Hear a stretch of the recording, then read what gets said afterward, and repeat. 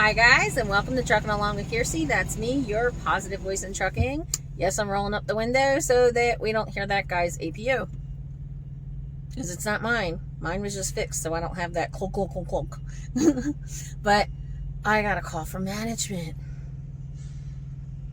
That's not always good.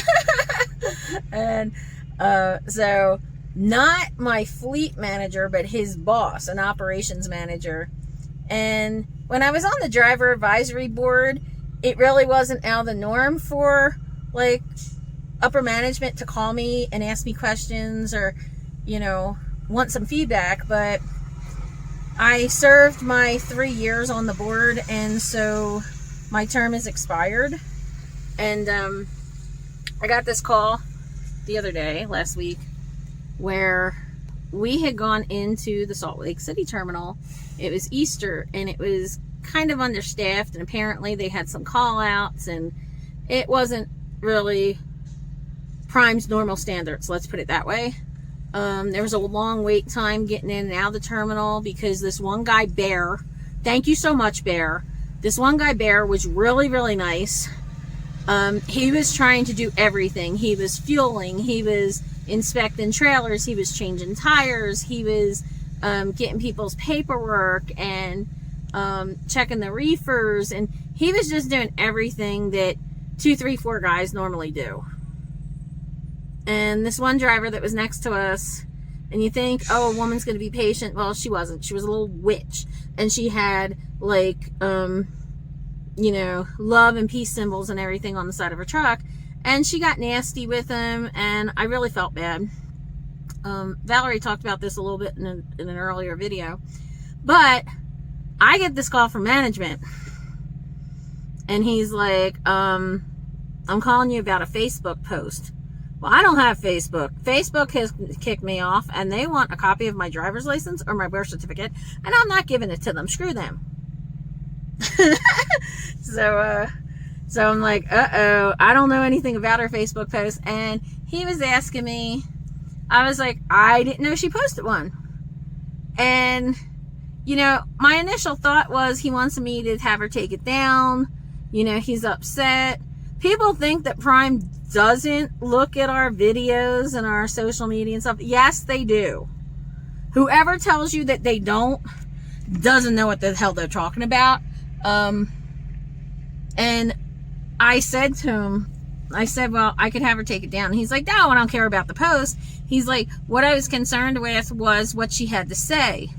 He's like, it's from watching the social media that we find out what's going on.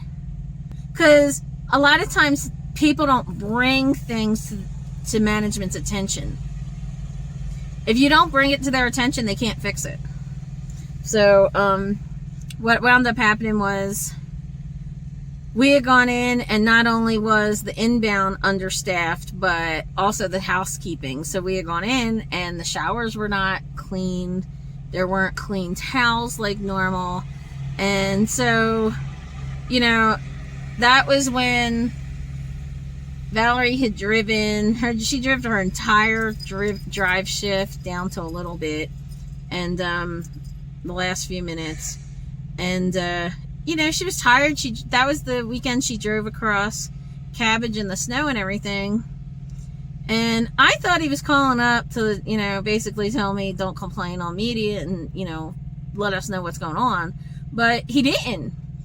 His response to me was, well, we need to make sure that we get things taken care of because we want our drivers treated properly, and I don't want you going into a mess, and I need you to tell me everything that went on, because it's one thing if somebody called out. There's nothing they can do about that other than try to see if somebody else can come in to make, to cover it.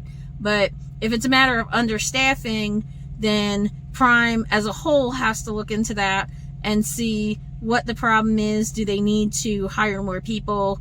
They'll look at the inflow of the drivers to staff members, like the incoming traffic, outbound traffic, and things like that.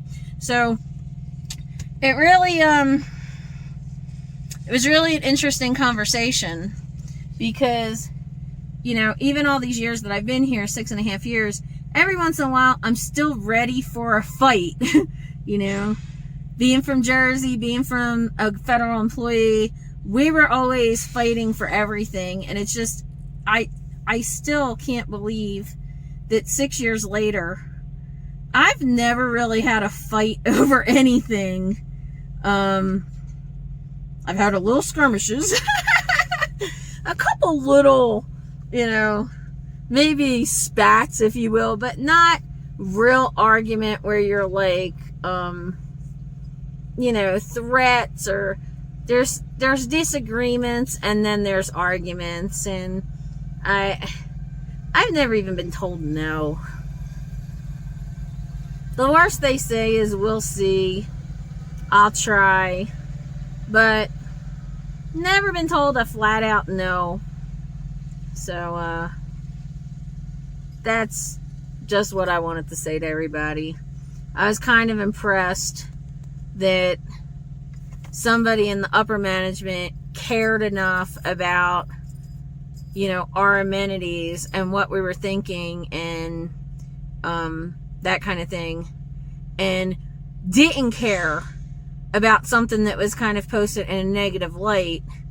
He just wanted to fix the problem. And I also think that it makes a difference how things were posted. What she posted was more like, hey, I was disappointed, this sucks, rather than, oh, this company sucks and they gotta get in, you know.